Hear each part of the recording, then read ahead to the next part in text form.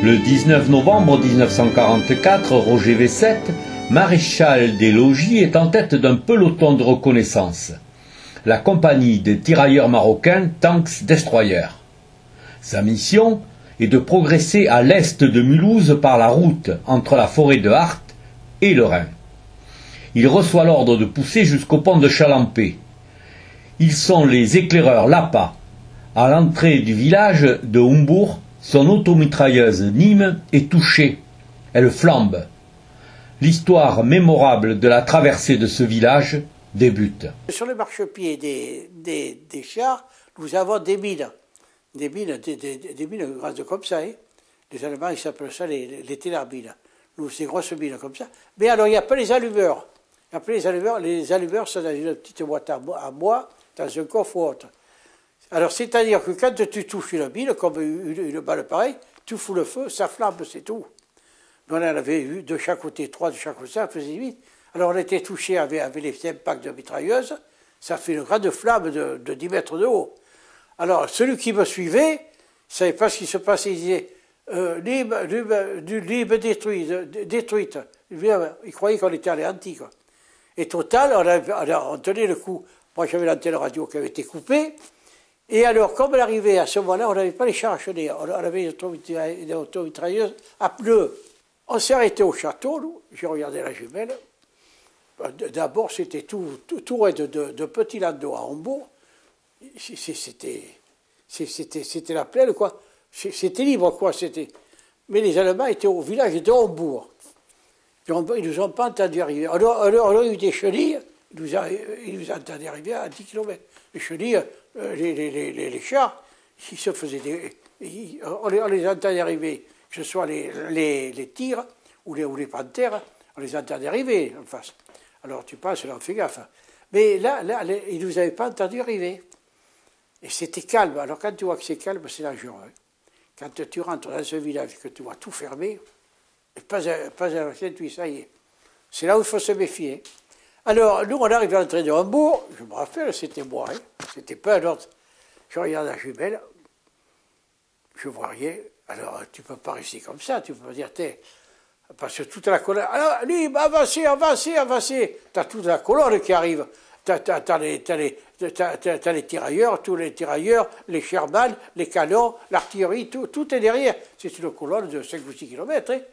Alors toi, tes chars de tête, tes automitrailleuses de tête, il faut avancer. On va te dire, oh oui, mais il y a... J'ai longuement observé. Voilà. Et on ne voyait rien. Le village était un peu en pente. Et puis alors, on est arrivé lentement. Et les gosses, c'était à peu près midi, ils étaient en train de bouffer sur le canon. C'était un canon à... On est arrivé, on les a vus, alors, allez, foncez. J'ai dit, on a vu un inverseur, on était à l'arrière. Hein. Mais les Américains, ils ne sont pas fous. Les automitrailleuses qu'ils ont fait, il n'y avait pas d'inverseur. On est arrivé, ils étaient en train de bouffer. Oh putain, allez, plaf. Et le tireur s'est marqué. Mon tireur, Eugène Fort, il a eu un coup de peau. L'obus est tombé sur la culasse, a été démoli la culasse du canon allemand. On est rentré là-dedans, du palais allemand, comme des machins, dans plein village, ils ne s'attendaient pas à nous voir. Parce qu'ils sont retournés après au village. Et on s'est porté à la sortie. C'est ce qu'il faut faire. Tu ne vas pas traiter en plein village. Les Allemands, tous les coups, dans la forêt, tout ça, ça partait le cas. Et je me suis porté, moi, à la sortie. J'étais pas loin du pont de Chalampé.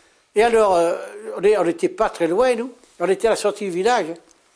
Et oui, mais il n'y avait personne qui t'avait suivi. Et non, le deuxième blindé, ne m'avait pas suivi. Alors, il y a... Il n'y avait plus de radio. Et là, elle était coupée.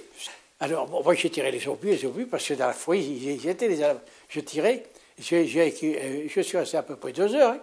J'ai épuisé toutes les munitions. Et ça y allait sec. Hein. Il fallait se voir qu'on n'était pas faible. Hein. Et après, qu'est-ce que tu as fait? Tu étais obligé de revenir? Fait demi-tour, mon gars, demi-tour, on n'était pas loin du pont de Chalampé sur le Rhin. On serait arrivé sur le Rhin le 20 novembre 1944.